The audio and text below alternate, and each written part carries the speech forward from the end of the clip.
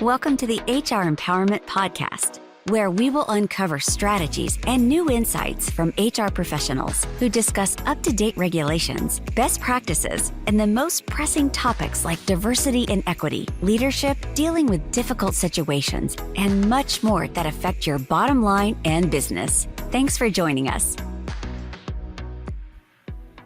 Hello, everybody. My name is Deanna Baumgartner, and I am the founder and president of Employers Advantage, LLC. We are a small HR firm of about 10 people strong, and we provide HR services to other small businesses across the country. I am excited to talk to you this week about all things HR. The topic this week that we've been going through is what I like to call HR this, not that. HR this, not that means we take a look at some workplace issues, policies, or practices that might be antiquated or done because that's the way things have always been done, or may even be done just because that's what the business owner or managers think should be done, and they might not even know. That's the not that part. We then turn those things around into what should be done. That's the HR this part. Today, our HR this, not that topic is workplace communication. Since the beginning of time, communication has been an issue in the workplace. It seems that it always ends up number one, if not in the top 3 complaints of employees in the workplace. This kind of goes back to what we touched on yesterday. If you listened to yesterday's podcast, creating opportunities for open and honest communication. There has to be an opportunity within an organization for people to provide open and honest communication going both ways. This isn't one-way communication, but going both ways. So our HR this is open communication. Our not that, one-way communication. If anything, communication from the employees to managers sometimes can be just more valuable or important as communication from the managers to the employees. So we all know that there is nothing worse than asking people for feedback and then doing nothing with it. I can guarantee that after you survey people once and don't follow up with something afterwards, you won't get feedback again. You won't get valuable feedback anyway. And the follow-up doesn't necessarily have to be resolution. We know that people sometimes just want to know that they were heard. So if you're going to do a feedback survey or you're going to ask somebody for feedback, help them understand what that means and what the next step is going to be. Maybe it's, you know what, thank you for that feedback. At this time, there's nothing we can do with it or whatever. I mean, obviously, you use better terminology than that, but let them know what to expect. We're gathering this feedback because we're considering this. Thank you for the feedback. Here's what the results were. We will be following up in the next 3 to 6 months with possible resolutions. Like, set the expectation with communicating with people, and then you won't run into issues where you might ask people for feedback and then they don't hear anything about it and they get frustrated, and then you want more feedback and they're not going to want to give it because they don't ever hear anything back or they don't see any changes. So just keep that in mind. It's all about setting expectation. Over-communication is one of my favorite things. I probably over-communicate with my team, and that's okay because over-communicating is kind of my goal. Over-communicating and being transparent, particularly in a remote or a hybrid environment, is crucial. It's crucial to remember to over-communicate and be purposeful about putting information out there for people to have. When you're in a remote or a hybrid environment, that can be isolating and people can feel disconnected. So it's up to the leaders and managers and HR to help people feel more connected in that type of environment, whether it's connected to their coworkers, connected to the organization, connected to their manager, whatever the case may be. Over communicating and being transparent and being intentional about the communication is the responsibility of us in HR and leadership. Having communication tools in place are essential, but it's how they're used is what really counts. You can have all the communication tools in the world, but if they're not being utilized, then they're pointless.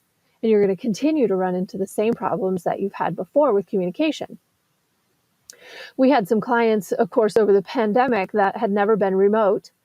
They were in offices and then went remote for the first time during COVID. And of course, they wanted to maintain their company culture and communication, which was strong, but they weren't really sure how to do that and make that shift. Well, of course, they implemented things like Slack, or some had moved to Microsoft Teams and things like that, even Zoom. But then they couldn't figure out why people weren't using it. They implemented it, and there's like, hey, by the way, we now have Slack, or we now are using Microsoft Teams. Have at it. But people, again, weren't using it because it's up to the leaders to be intentional about setting the standards and driving people to utilize those communication mediums. It was new for everyone. So just like in any change situation, there has to be a champion of change to drive it forward. Typically, we know that to be HR and leadership. So that needs to be the priority, even if it's not a remote or hybrid environment. There has to be a priority from management to over communicate and be purposeful about the communication that goes out. So if you are using things like Slack, for example, set up channels in Slack based off the type of communication that's applicable to your workplace and your culture. Let people understand what the purpose of Slack is, the information that's out there. Maybe it's that the leader or the manager or even the HR person sets a cadence of communication that gets pushed out there. Every Wednesday, there's a HR tip, a benefits piece of information or something. Because the other thing is, you cannot expect people to remember everything, of course, or know everything.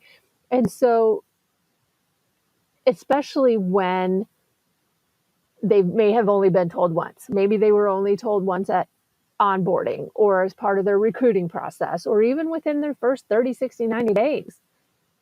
That's a ton of information to take in a very short period of time.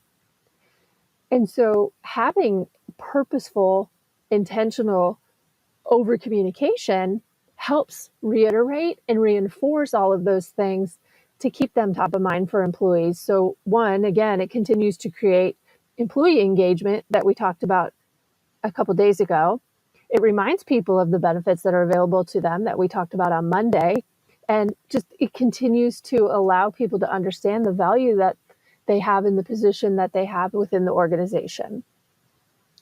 So again, you could set up a Slack, you can set up a HR channel, you could set up a fun channel so that there's silly things that happen in there. But it is up to HR and leadership to be intentional about that. For some reason, over the years, historically, managers and leaders have felt that information about the company, whether it be financials or the like, is not something that they share with employees. But I don't think that has to be the case. Employees, the more information that people have, the more they understand what's going on, and they're comfortable and confident in the job that they're doing. They're comfortable and confident in the company that they're working for. We share financial information within my organization on a regular basis. If not monthly, we share them in our quarterly team meetings. Because I think it's important for people to understand what happens behind the scenes, what happens in financially with the organization. How does the organization run? Why do we make certain decisions versus other decisions? And it's all because we're sharing that information. They understand how the processes work. They understand how the operations work.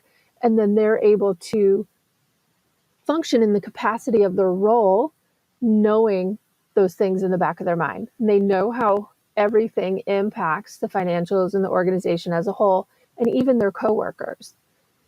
So the reality is, there is absolutely no reason why there should be limited communication in any organization. There's nothing wrong with being over communicative, being intentional about the communication, and creating engagement with employees.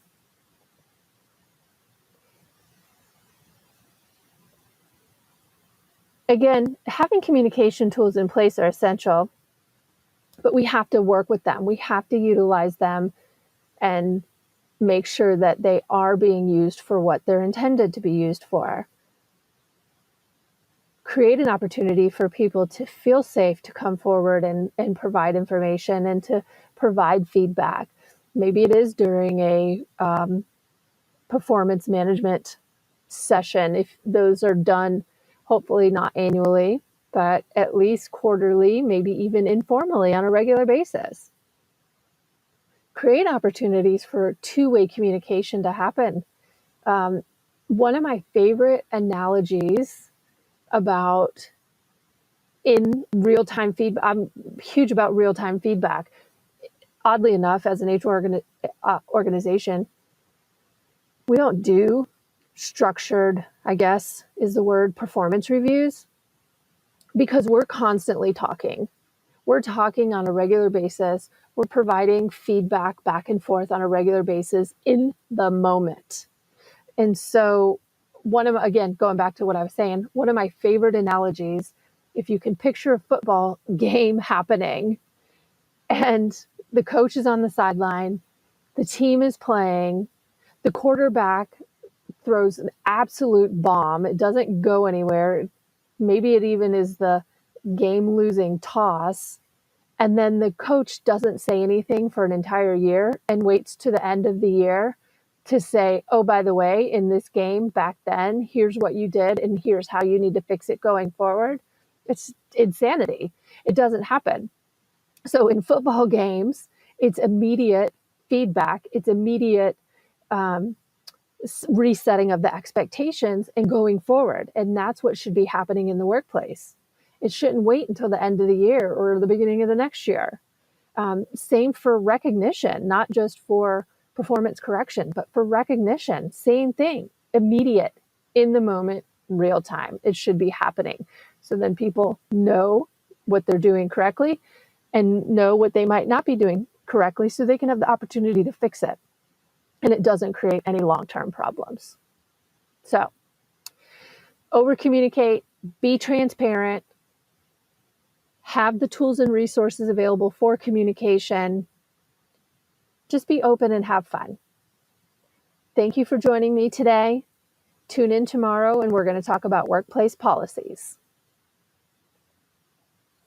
Thank you for joining the HR Empowerment Podcast, brought to you by Aurora Training Advantage. We hope you've gained new insight and strategies to navigate the HR profession. We look forward to you joining us again on the HR Empowerment Podcast.